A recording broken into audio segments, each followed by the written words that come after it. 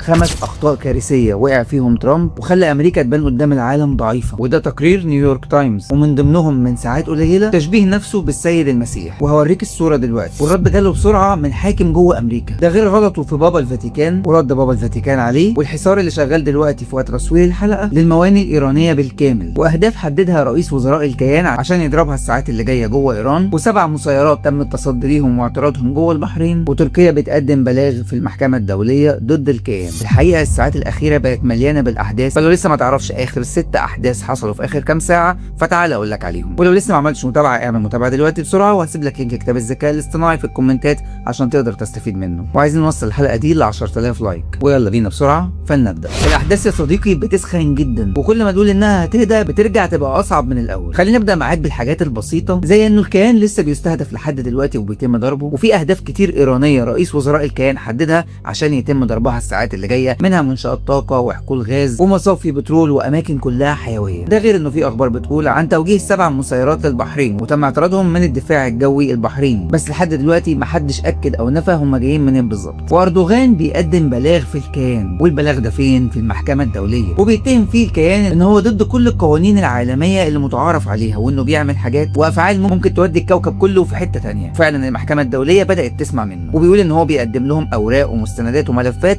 تثبت كلامه. بس نيجي هنا لاهم حاجات حصلت، وهو تقرير نيويورك تايمز اللي طلع اخطاء كارثيه، قال ان بسبب الاخطاء بتاعه ترامب دي واللي هو ارتكبها الفتره الاخيره خلت الولايات المتحده تظهر قدام العالم كله بشكل مختلف تماما عن المتعارف عليه، وده اضعف امريكا كتير عن الفتره اللي فاتت. وده حصل بعد دخوله موضوع ايران، واللي كل الاجهزه تقريبا حذرت ترامب منه، وانه ما ينفعش ان هو يدخل في الموضوع ده، لكن ترامب فضل واخد القرار ومكمل فيه. وطبعا كلنا عارفين هو كمل فيه ليه، وده كان بسبب الكيان. واول الاخطاء دي من وجهه نظرهم هو فتح فرصه لايران بانها تظهر عالميا قدام العالم كله بالقوه دي، وانها تقدر تقف ضدهم وتعمل معاهم زي ما هم بيعملوا معاها بالظبط. مش بس كده، دي كمان قدرت انها تتحكم في مضيق هرمز اللي اصلا كان مفتوح وما كانش حد بيتحكم فيه، رغم انه ايران طول عمرها على حدود مضيق هرمز. لكن دلوقتي المضيق بقى عليه كلام كتير، اتقفل من ايران واتحاصر من امريكا، فبالنسبه لهم مضيق هرمز كان خط فاصل وما كانش ينفع اللعب فيه، لانه اي لعب فيه بيعمل زي ما حاصل دلوقتي في اقتصاد العالم كله. وتاني خطأ هو خساره امريكا لمجموعه صواريخ كبيره جدا ومعدات وارواح. امريكا كانت في غنى عن كل القصه دي وهي محتفظه بحاجتها، لان اصلا الموضوع ده ما كانش بتاعها، وايران ما كانتش مسببه اي مشكله ليها. بس طبعا كلنا عارفين ان ترامب انساق ورا كلام الكيان. وتالت حاجه هي سمعه امريكا وهيمنتها قدام العالم كله، اللي العالم كله كان عارف ان امريكا كدوله عظمى ليها كلمه وليها هيبه قدام اي دوله تانية. لكن دلوقتي باللي بيحصل الهيبه دي بدات تتكسر، والعالم كله بدا يعرف فين الصح وفين الغلط، ومين اللي قوته بتظهر بجد لما يحتاجها. والخطأ اللي بعده هو خسارة أمريكا لحلفائها، ومن ضمن الحلفاء دول كانوا حلفاء أوروبيين أو حلفاء في دول تانية، وكلهم كانوا أصدقاء لأمريكا وممكن يساعدوه في أي حاجة، لحد اللحظة اللي ترامب فيها طلب منهم التدخل عشان يفتح مضيق هرمز، وطبعا كلهم رفضوا. ومن اللحظة دي بدأ ترامب يتعامل معاهم بشكل مختلف، ويغلط في رؤسائهم ويغلط في الحكومات بتاعتهم، ويقول عليهم حكومات ضعيفة ومش قادرين ان هم يواجبوا اللي بيحصل او يساعدوه في فتح المضيق. كمان انت من الاول يا معلم لو مش قدها ما كنتش دخلتها. والخطأ الاهم والاقوى هو خسارة الشعب الامريكي نفسه، اللي كان نسبة كبيرة منه بتأيد ترامب في كل قراراته في فترة حكمه الاولى، وهم اللي كانوا منجحينه تاني مرة. وده ظهر في تحدي واضح الساعات الاخيرة لما ترامب نزل صورة لنفسه بيشبه نفسه بصورة السيد المسيح، منزل نفسه بنفس الهيئة بجلابية بيضاء وشح احمر، وكأنه قاعد في مكان وبيشفي واحد مريض، وفي الخلفية ورا اعلام امريكا وكل الرموز الامريكية. والصورة كانت واضحة جدا انه بيشبه نفسه بالسيد المسيح. العالم كله اتقلب عليه لانه ما ينفعش يشبه نفسه بحاجة زي كده. ومن بعدها بساعات مسح الصورة من على تروث سوشيال الموقع الخاص بيه، وقال ان انا كنت مجرد بس بشبه نفسي بواحد من الصليب الاحمر. وطبعا الكلام ده اكيد مش حقيقي، لان الصورة كانت باينة جدا انه بيشبه نفسه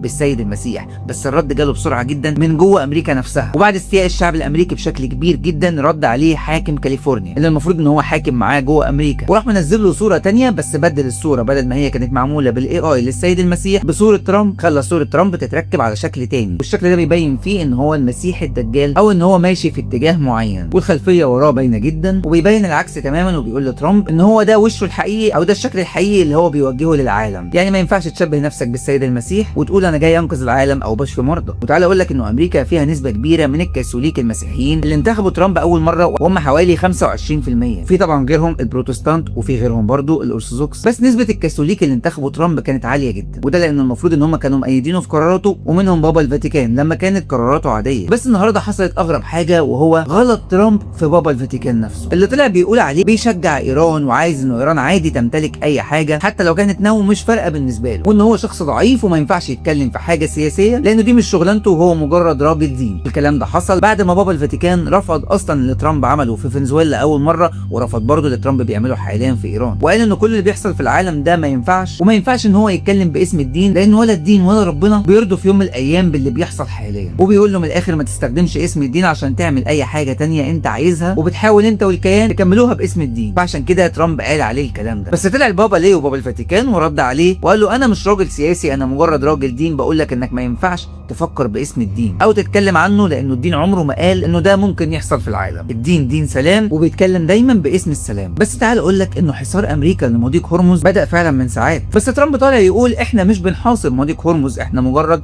بنحاصر الموانئ الامريكيه عشان ما فيش اي سفن تخرج منها. وبيتكلم في انه حاليا تم اغراق بالفعل 158 سفينه ايرانيه وهي سفن عسكريه كبيره وكلهم دلوقتي تحت الميه. وبيقول على كلامه انه ما فاضلش غير شويه قوارب صغيره هيتم التعامل معاهم لو فكروا يعملوا اي حاجه زي ما هو اتعامل مع القوارب الصغيره اللي كانت في فنزويلا بتهرب الحاجات اللي هو اصلا عمل القصه دي كلها في فنزويلا عشانهم. وقال ان هو هيفضل مكمل في حصار كل الموانئ الايرانيه زي جزيره خرب وبوشهر وبندر عباس وعسلويه، وكلهم موانئ ايرانيه حاليا محاصرين من امريكا وممنوع خروج اي سفن نفط من جواهم. والبحريه الايرانيه طلعت رد سريع وبتقول انها بتتحدى ترامب انه لو ما فتحش المضيق هيحصل حاجات كتير الساعات اللي جايه، وانه ما ينفعش يفضل محاصر ايران بالمنظر ده. طلع بقى مسؤول الملاحه الدوليه في العالم كله وبدا يتكلم ويقول انه الملاحه الدوليه ليها حقوق وما ينفعش اي دوله ايا كانت تفرض سيطرتها على اي ممر ملاحي ولا تحاصر اي موانئ بالمنظر ده، ولازم المضيق يفضل مفتوح عشان اي سفينه تعدي منه بحريه، لانه حاليا اللي بيحصل ده مؤثر على دول كتير جدا منهم اوروبا واليابان وشرق اسيا وكوريا والصين، والدول دي كلها ما ينفعش تتاثر لان اي تاثر هتتاثر بيه الدول دي مش هتسكت ابدا في ردها، وتحديدا زي ما قلنا قبل كده الصين. وركز في الدوله دي قوي عشان هنسمع عنها اخبار قريب. ده غير طبعا تاثر اماكن حيويه كتير جدا زي شركات الطيران اللي قلنا من ساعات ان في شركات كتير بدات توقف رحلات الطيران بتاعتها بسبب زياده اسعار الوقود اللي هي محتاجاها عشان الطيارات دي تكمل الرحلات، فبداوا يستغنوا عن بعض الرحلات. وبالتالي بما ان اسعار الوقود بدات تزيد وبرميل النفط عمال يزيد كل شويه، ده هياثر على كل السلع الغذائيه والزراعه والبتروكيماويات وكل حاجه العالم بيستخدمها، فهيبقى حرفيا حاله خنق اقتصاديه للعالم كله. وفي خبر تاني بيتقال ان رجب اردوغان رئيس تركيا قدم بلاغ في الكيان، والبلاغ ده كان في المحكمه الدوليه. فحرفيا اللي بيحصل في العالم دلوقتي اغرب من الخيال، ولسه اللي هيحصل الساعات اللي جايه اكيد هيكون مختلف. بنتمنى يكون خير بس المشهد بيقول غير كده. فلو لسه ما عملتش متابعه لحد دلوقتي يا ريت تعمل متابعه بسرعه، ولو لسه ما اشتركتش في القناه مستنيك تشترك عشان هناك بنناقش مواضيع كبيره، وعايزين نوصل الحلقه دي ل 10000 لايك وشير كتير. وهسيب لك لينك كتاب الذكاء الاصطناعي في الكومنتات عشان تقدر تستفيد منه وتحمله. وفي الاخر متعودين نقول ربنا يسترها.